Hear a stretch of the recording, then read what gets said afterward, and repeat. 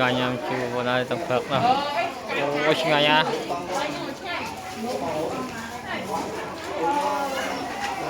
ngày ngày nha chú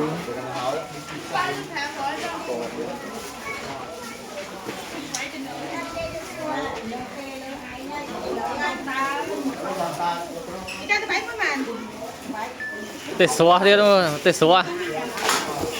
ngày nha